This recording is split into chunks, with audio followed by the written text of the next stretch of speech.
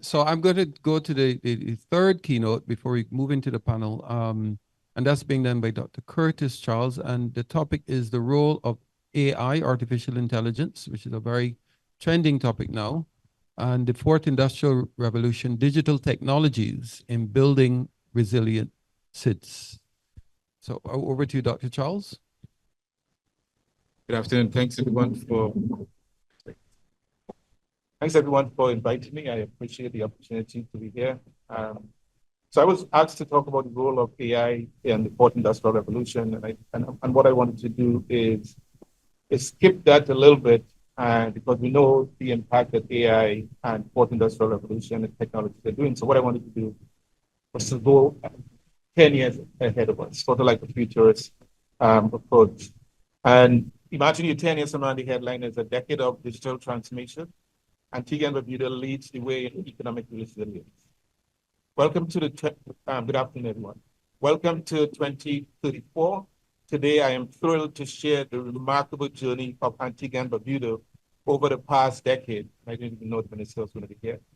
A journey that began with the UN SIDS conference held in Antigua in 2024. Our island nation has emerged as a beacon of economic resilience and technology innovations, setting a new standard for the rest of the world. The cornerstone of our success has been our commitment to leveraging technology and artificial intelligence to enhance the blue economy and protect our cultural heritage and ensure sustainable development. The beginning, UN SID Conference 2024.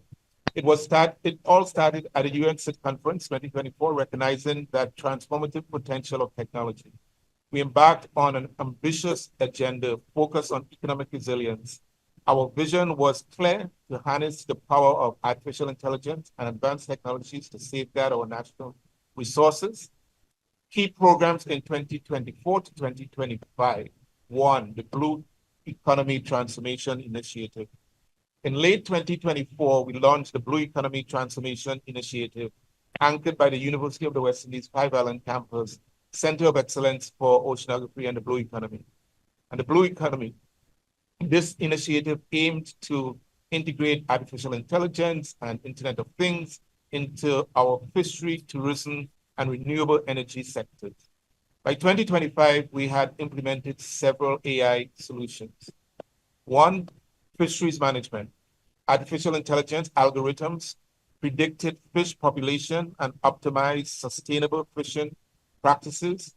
Sensors monitored ocean conditions in real time, providing data to fishermen and policymakers. Tourism enhancement. Virtual reality and augmented reality technologies offered virtual tours to our coral reefs, attracting eco-tourists worldwide. Artificial intelligence-powered chatbots provided personalized experience, ensuring visitors enjoy their stay while learning about our marine economy. Renewable energy.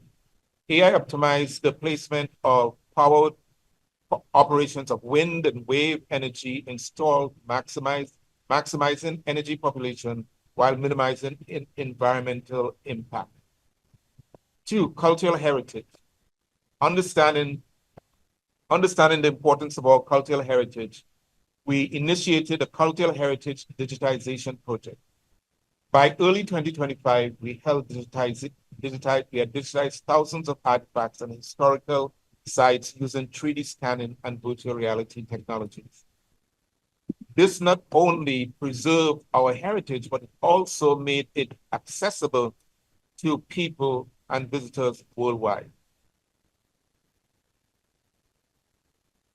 Economic resilience through PII protection. We recognize that safeguarding personal information, personal identification information was critical to economic resilience. In 2024, we implemented robust data protection measures, data minimization, and encryption. We collected only the necessary PIIs and used strong encryption methods to protect it in transit as well as in rest. Strict access control and encryption techniques assure that PPI was only accessible to authorized personnel and was protected from unauthorized access. Regularly audits and employment training programs ensured that the data protection measures were up to date at all times. Achievements by 2034. Led by the University of the West Indies Five Island Campus, Center of Excellence for Blue Economy and Oceanography, by 2034, our blue economy had thrived beyond expectation. Sustainable fishing practices ensured abundant fish population while ecotourism flourished, bringing in significant revenue. Renewable energy protected projects provided clean power, reducing carbon footprint and fostering energy independence. Our cultural heritage project turned Antigua and Barbuda into a global treasure. Virtual and augmented reality experiences attracted millions of virtual tourists annually, and our digital archive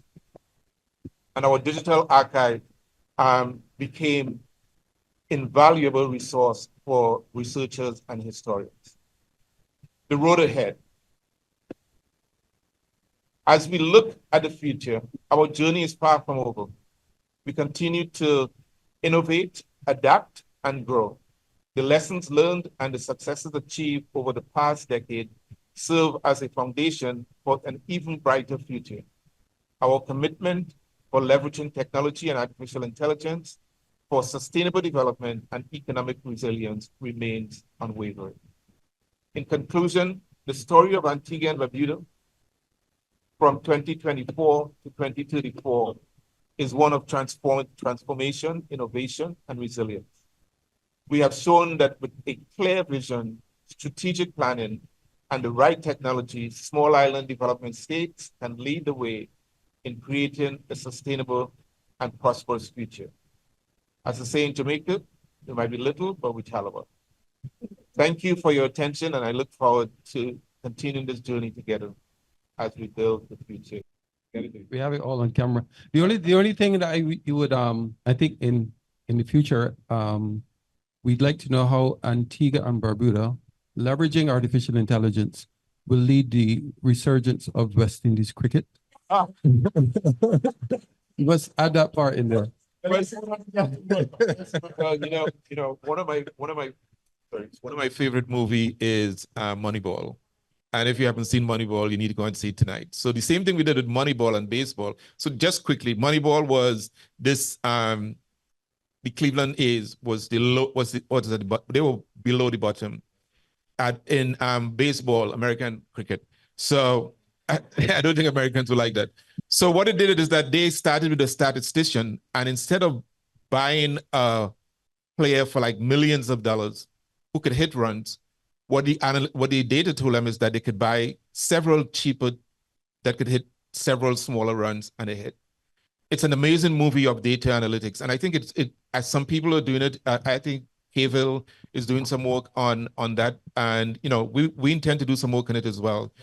Moneyball, you got to see Moneyball. Yes, you got to see Moneyball. Thank you. Any questions from the audience or online? Remember, we have it. Okay, 2 questions. We take Dr. Lang and then. Hi, good afternoon. Thank you so much for taking my question. This has to do with the underpinnings that we need to manage the technology, because technology is easy, but the human personalities, human proclivities have not changed. And so I would like to find out what are the laws that are being enacted to underpin all of this fast-moving technology.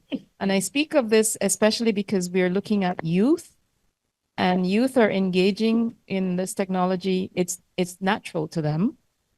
But I also am very aware that when the US sneezes, we catch cold. And right now we have with AI technology, for example, women and girls, but especially girls, are being exploited in terrible ways. And we also have the situation, I'm so glad he mentioned the personally identified information, that's also always at risk. But I know that the human condition is not changing, nothing new under the sun, just the technology to do both good and harm is amazing. I just wanted to find out from the ministers present or others who have been engaging in this, what are the underpinnings you have in terms of the legal recourses to take when the bad things are done? Thank To address that. Well, since you presented on AI, what sort of legal and regulatory environment would we need to ensure, that there's this protection of PII and that these technologies are used in a responsible way? Thank you. So at the University of West Indies, we have this big discussion that's going on right now. And yesterday we approved AI policy. So I was on the committee and I kept telling them, if we do this policy, it's going to change tomorrow, right? So the good and bad of this is that obviously there are going to have to be some type of regulations. Are we ready for regulations right now? I don't think so. I think the technology is at a very early stage. We need, well, not AI, because AI has been around since 1952, but the evolution of generative AI and fourth industrial and fifth industrial revolution technologies are extremely young, especially fifth industrial. So I am not for regulation. Let me just say that, because I think if we put a lasso around this technology, the bad folks are going to find a way around, while the good folks who want to do things with technology they're not going to be able to do the innovation that they want to do. So I think it's a competitive field out there. I think there's always good and bad. And one of the things I tell people all the time is that when the car was innovated, the guy who was driving the donkey, he was complaining, right? So there are always going to be innovations when they have the ability to grow and it changes your comfort level. So I think, I think we have a way to go from laws from right now, but I think we all need to be vigilant in terms of this technology. I want my goal at the university, coming there 4 years ago and starting the School of Science, Computing and Artificial Intelligence, is to make sure that the West Indies and the Caribbean doesn't get left behind. So we're developing an entire new generation of young tech entrepreneurs that looks like us, which is unheard of in the US. So we want them to be able to have the ability to create and to put in laws right now that basically puts them in a cage. I don't think we're ready for that right now. I want to see us explore and basically close the technology gap that exists between us and some of the first world countries. Yes, let me add a little further to that. If you are starting from in an early position, you're a bit low down the rung. There are a few pieces of common legislation that exists in the region covering issues such as data protection, cybersecurity, cybercrimes, and there's also the bit of legislation governing digital identities. So there are three Electronic Transactions Act, for example, that embraces the whole concept of digital IDs. So those are some of the fundamental frameworks, those pieces of legislation. They are available in Antigua or anywhere else in the OECS. There was a bit of work that was sponsored by the CTO and HIPCA to be able to make this legislation common across the region. But with respect to AI, I think this is a new area. While the good professor is advocating a bit of openness, and there's merit in what he's saying, but there are certain ethics that will come with AI. And I believe there are certain ethical frameworks that are now being considered and that are being promulgated. I don't think there is any common framework yet to consider, what would be considered a modern standard for ethical AI use, but it is certainly being promulgated and is something that is under study. Yeah.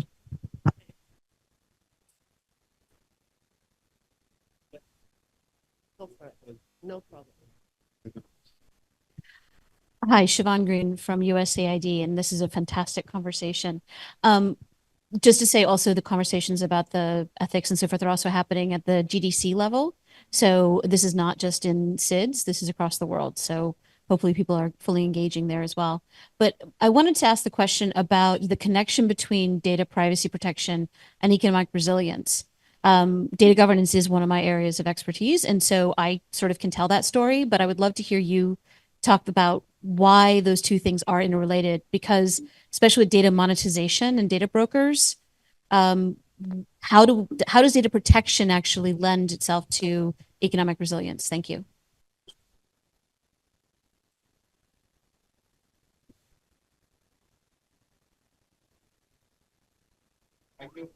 action and how does it connect to economic resilience? Sounds like it. Could you connect the question a little bit more?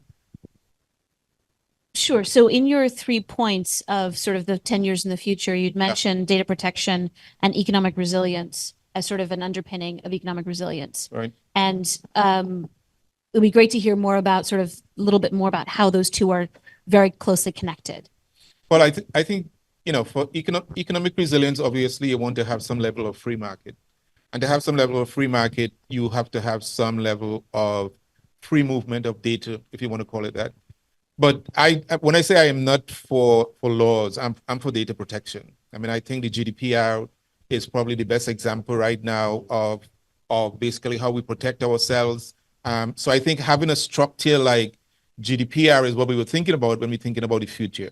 And for those of you who don't know what GDPR is, basically it's the ability that you control your data.